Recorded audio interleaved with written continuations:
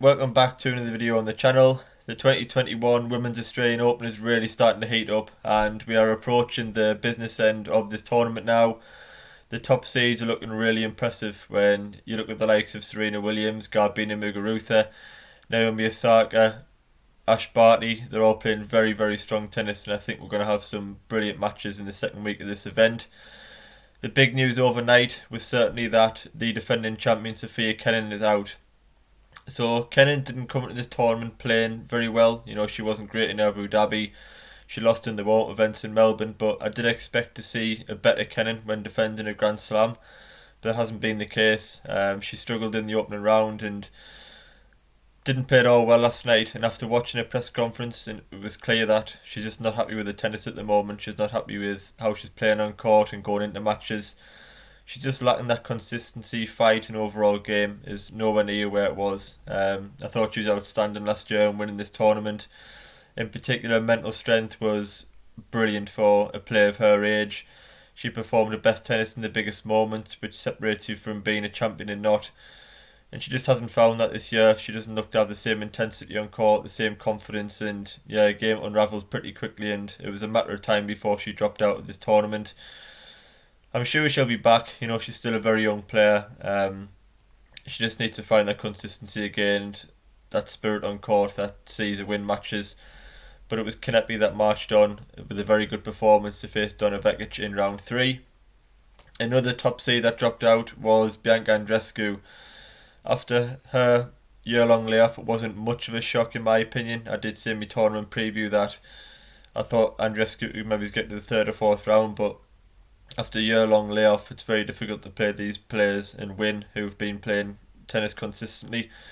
I think for Andreescu, the aim was to get through this tournament and probably the first few months of 2021, just without another injury, just getting back on court, getting a feel for it, starting to play solid tennis, pick up a few good wins, and I'm sure she'll be targeting Wimbledon and US Open where she'll be looking to get back to winning Grand Slam titles because she certainly has the ability, but can't look past this match without talking about Shui, and she was just fantastic in this one. It was a very interesting matchup, I thought, even pre-match, and Shui done exactly what I expected. She used all the variations, the changes of pace, moved Andreescu side to side and played brilliantly well. She fully deserved the win and I thought it was a very good performance from a player who was a massive fan's favourite in Melbourne in Shui. Everybody loves Shui on court. She's brilliant to watch. Andreescu certainly showed glimpses of that huge aggressive game, but the movement and consistency was just not there, and it's not a problem. She hasn't played competitive tennis for so long. I think it's 15 months, so to come back at a Grand Slam is very tough, but I think for her just to get through the first couple of months and start playing good solid tennis again, get a few good wins, and I'm sure in the back into 2021 we'll start seeing the best of Bianca Andreescu again. Ashley Barty looked fantastic again against Gavrilova. As I say, her and Osaka have been really impressive so far, look ruthless, and I think we'll have some epic matches in the second week. Sabalenka, Muguruza, Mertens, Serena and Swiatek also threw in straight sets. Halep against Tomljanovic was match of the tournament so far in my opinion. I'm still not sure how Tomljanovic didn't win that one. She played a stunning match and led Halep 5-2 in set 3. But you just can't write Simona Halep off. She's a player that has built her career on fight. What she lacks in size, in strength, she makes up for in heart, desire and defence, and she used all of that again, all the experience and counter-punching abilities and ability to get balls back in court to turn that match around. She forces you to win every point 2 or 3 times, and when she put that pressure on Tomljanovic and asked her to go big and close the match out, Tomljanovic did struggle with that and make unforced errors, which allowed Halep back in. And as I say, Halep just got that experience now. She's been a Grand Slam champion. She's been in and around the top 5 for a good few years now. She knows how to come back from behind, and she seized the opportunity and took the match 7-5 in the decider. It was a match that just had everything: quality shots, variety, switches in momentum, drama, and an atmosphere which makes all the difference. And that's arguably being the best part of my 2021 Australian Open at the moment. I've watched so much sport without crowd and it's just not the same. So to have a crowd back for the matches in particular like Kyrgios and Rafa always gets a huge following, and Tomjanovic was great, and Kokkinakis against Tsitsipas was a fantastic atmosphere this morning, and it just makes the sport so much more enjoyable to watch. And can't wait for them quarterfinals, semis, and finals where there's a great crowd in Melbourne and just a great atmosphere, which I think does certainly improve the level of tennis that we're seeing. And finally, another match I want to talk about, is Belinda Bencic, who's a player that I think possibly goes under the radar all the time. She's still just 23, she's ranked inside the top 16, and I was interested to watch her last night against Kuznetsova. Bencic is similar to Andreescu in the fact she's only played 2 matches in a year leading up to this event, and she actually lost both of those as well. But she looked very good so far. Kuznetsova is always a huge test. She's very fit, she's got different variations, she's got a solid serve, and you've always got to play very good solid tennis to beat Kuznetsova, and that's exactly what Bencic produced last night. I think if Bencic is somewhere near her best, you certainly can't write her off, particularly in a fast hard court. I thought the serve and the backhand were very impressive last night. And Kuznetsova put a good fight up, but Bencic just had a little bit extra quality in the big stages in that third set and took it 6-4. And I think that's a very good win for Bencic. To play 2.5 hours against a tough opponent who makes you work very hard, to come through that with a win, playing good tennis will give a huge confidence and know that she's got the fitness, and she's just in a good place at the moment. And Bencic on a fast hard court is a huge danger to all, in my opinion.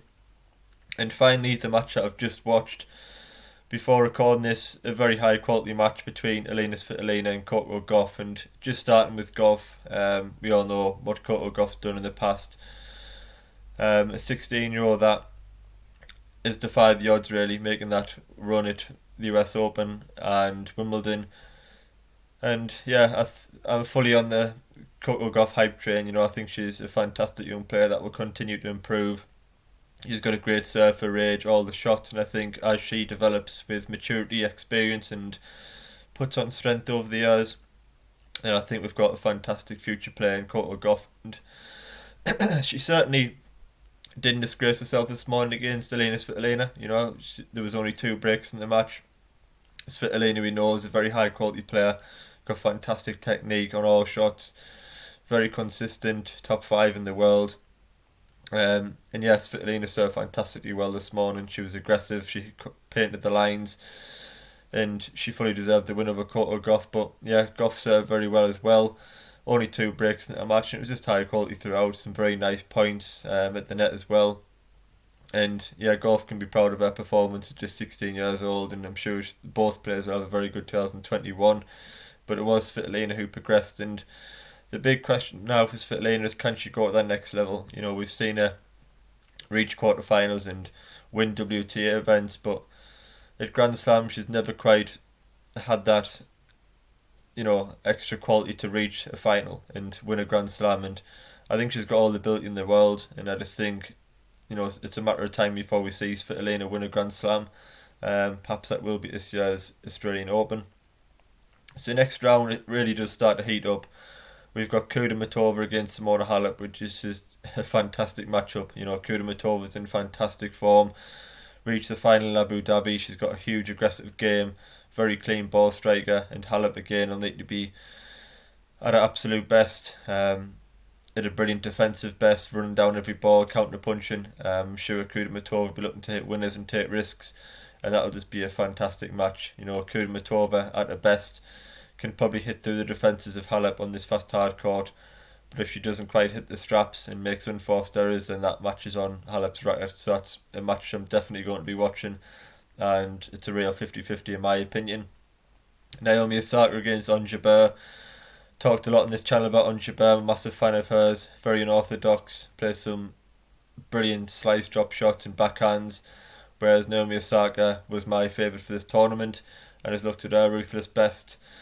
Belinda Bencic against Elise Mertens is a great matchup, and there's many more. So make sure you do tune into some of those round 3 matches. So I'm not analysing each match, massively yet, as there's just too many matches going on, and they're very difficult to all watch in the UK. All played in the early morning, so I am only catching 2 or 3 matches a day. So from the last 16, I'll be analysing each match individually, making some probably rubbish predictions along the way, so do tune in for those. I will also have another video coming out later today reviewing the round 2 men's action once Nadal and Medvedev have finished, so do wait around for that as well.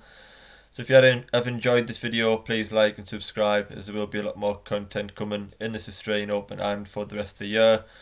Also trying to plan some more interviews on the channel with British tennis players. They should be coming fairly soon. So thanks for watching again, enjoy the tennis tomorrow, and I will see you on the next video.